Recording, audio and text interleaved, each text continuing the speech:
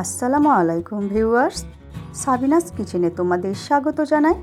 আজ আমি তোমাদের কাছে নিয়ে চলে এসেছি পুঁই শাক কুমড়োর রেসিপি। এইভাবে তোমরা একবার বানিয়ে দেখো, আশা করছি তোমাদের খুবই ভালো লাগবে। Aha. Yes.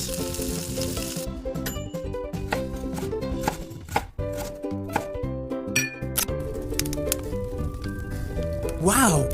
আমি চুলায় কড়াই বসিয়ে তাতে আমি সর্ষের তেল দিয়ে দিচ্ছি। দিয়ে ভালো করে গরম করে দুটো শুকনো লঙ্কা, 1 চামচ 5 ফোড়ন দিয়ে আমি দিয়ে দিচ্ছি তেলে। দিয়ে এবারে লাল করে ভেজে নেব।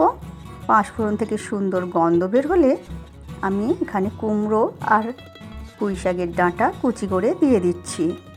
দিয়ে এরপর এর মধ্যে পরিমাণ মতো লবণ, 1/2 চামচ অল্প করে লঙ্কা গুঁড়ো আর 1/2 চামচ হলুদ গুঁড়ো দিয়ে দিচ্ছি। আমি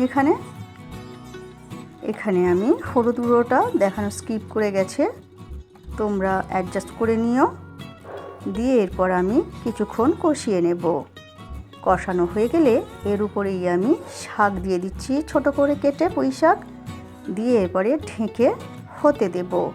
আমি পুরো রান্নাটা লো টু মিডিয়াম আঁচে করে নেব।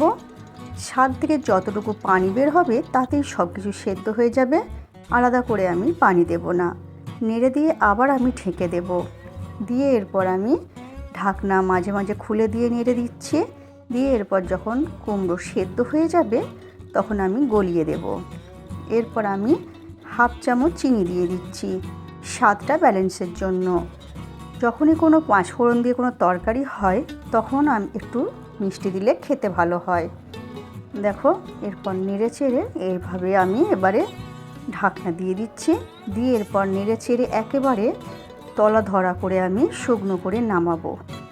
তলা ধরা করে শুকনো করে না নামালে শাকটা দিয়ে আবার পানি বেরিয়ে যাবে, খেতে ভালো লাগবে না। তাই তোমরা নেড়ে চেড়ে একেবারে শুকনো করে নামিয়ে দিও। এরপর তোমরা ভাত রুটির সঙ্গে পরিবেশন করো। আমার রেসিপিটি ফেসবুক থেকে দেখলে ফলো করে দিও, ইউটিউব থেকে দেখলে সাবস্ক্রাইব করে পাশে থেকো।